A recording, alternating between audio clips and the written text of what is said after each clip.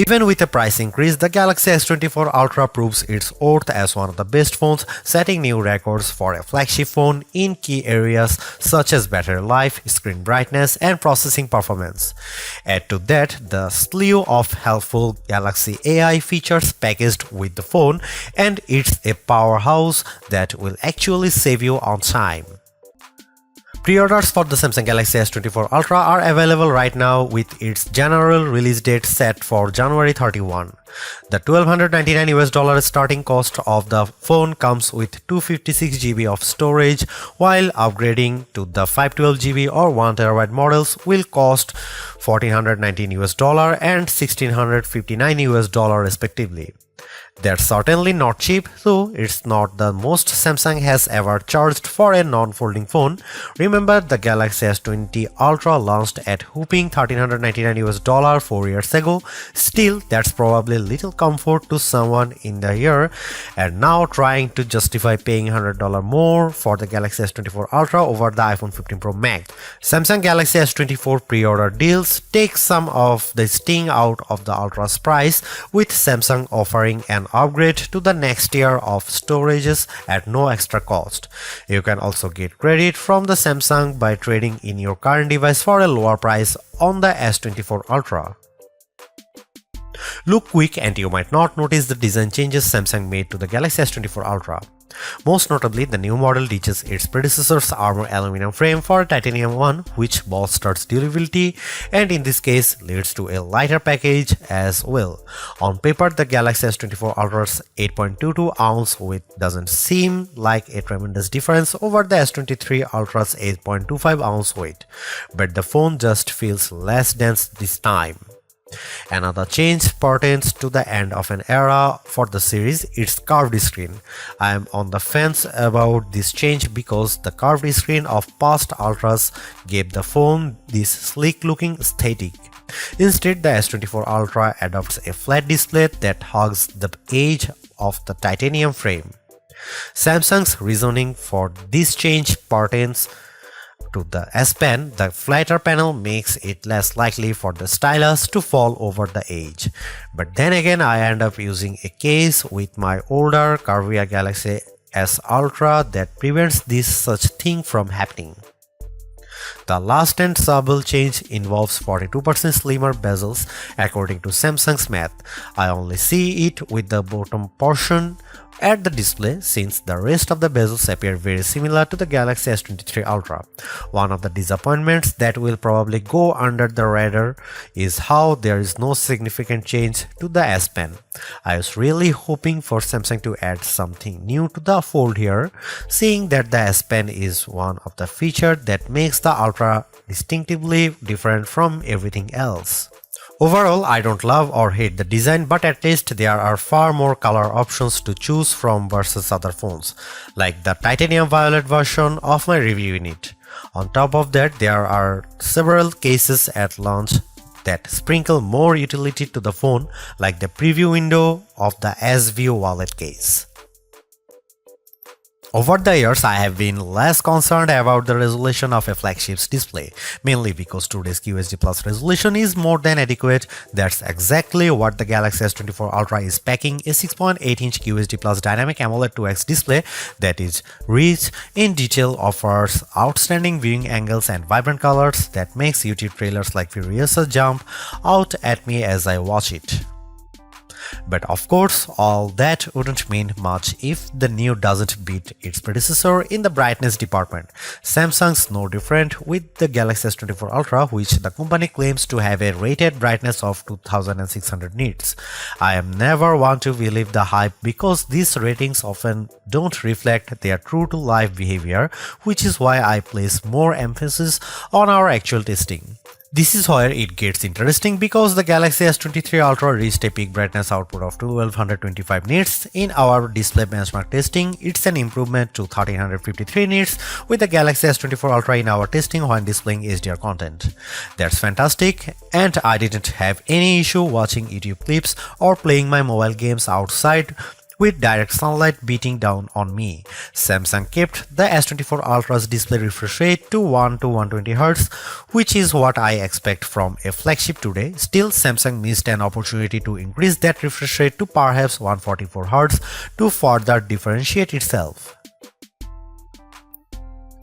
I am well aware of Samsung's history of throwing novel features into its phones. Remember the eye scrolling feature of the Galaxy S4? I wouldn't think so, which proves my point that sometimes hyped features don't turn out memorable. There's very little doubt of AI permeating into everything in our lives, our phone included, which is why Samsung's taking a proactive approach in giving its users access to new capabilities with Galaxy AI. Strangely enough, many of these AI-assisted features are in collaboration with Google, which raises the question of who's really making the innovations here. There is also a possibility that these AI features could change with Samsung's website disclaimer saying Galaxy AI features will be provided for free until the end of 2025 on supported Samsung Galaxy devices. Different terms may apply for AI features provided by third parties. I have been able to test out all of the included Galaxy AI features on the Galaxy S24 Ultra, and here's what I think.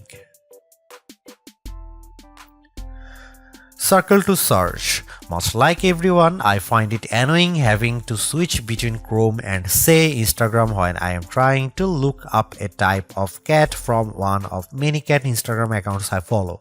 Circle to search eliminates the need to do this because a long press of the home button initiates the feature and I proceed to circle the object or subject with my finger. Then the corresponding search results page will pop up as an overlay. The best part? I never have to leave the app I am using to search, plus it works in every app. For example, I saw a photo posted by a friend on Instagram of a car that I didn't recognize. With Circle to Search, with the Galaxy S24 Ultra, I am able to select while still being in the app and that it shows me search results on what it could be. In another example, I took a photo of this statue of Bryant Park and Circle to Search is able to not only tell me what it is, but also its location with Google Maps details. Chat Assist. Built into the Samsung keyboard, Chat Assist can help you craft just the right message using the right tone. Think of it like an assistant who can tailor your messages so you sound professional when typing our emails to the boss or a playful tone when chatting with your closest friends. It works as advertised, and I have even chuckled on numerous occasions at Chat Assist's professional tone because it makes me sound too formal. While I do appreciate the options for the tone of my messages, I don't see it as a feature I would use frequently. Without question, the biggest controversy circling the Galaxy S24 Ultra centers around Samsung's decision to ditch the 10x optical zoom camera of the S23 Ultra for a 5x optical one. That one key spec will cause people to think the new camera setup is technically inferior, but bear in mind that Samsung trades in the optical range for a higher resolution sensor, a 50 megapixel sensor instead of a 10 megapixel one to be specific. The Galaxy S24 Ultra remains a formidable camera phone consisting of a main 200 megapixel camera boasting 60% larger pixels, a 12 megapixel ultra-wide camera, a 10 megapixel telephoto lens with a 3x optical zoom, and that new 50 megapixel telephoto camera with a 5x optical zoom we mentioned above. That camera can still offer 10x zooms by taking a picture and then zooming in as the resolution drops to 12 megapixel. Samsung says that this approach on the S24 Ultra can deliver the same optical quality performance as its predecessor, which doesn't surprise me. We have seen this executed on other phones with excellent zooming results like iPhone 15's 2x telephoto zoom. Before I detail the new telephoto camera and whether Samsung made the wrong decision, I will explain how this phone other cameras perform under different situations along with side-by-side comparisons against the S23 Ultra and iPhone 15 Pro Max.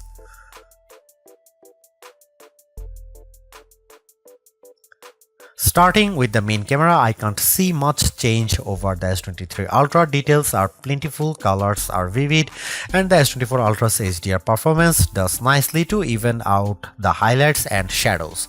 I'm perfectly fine with these results, but in the back of my mind I was hoping for a wider separation from last year's model. Compared to the iPhone 15 Pro Max, it comes down to personal preference. In the shot of the outside O2 forum, the iPhone's HDR performance is at peak display. When I look how the wooden panels of the front doors pop up out more. The S24 Ultra also appears to have a colder color temperature as well. Here are some camera samples and you can see it.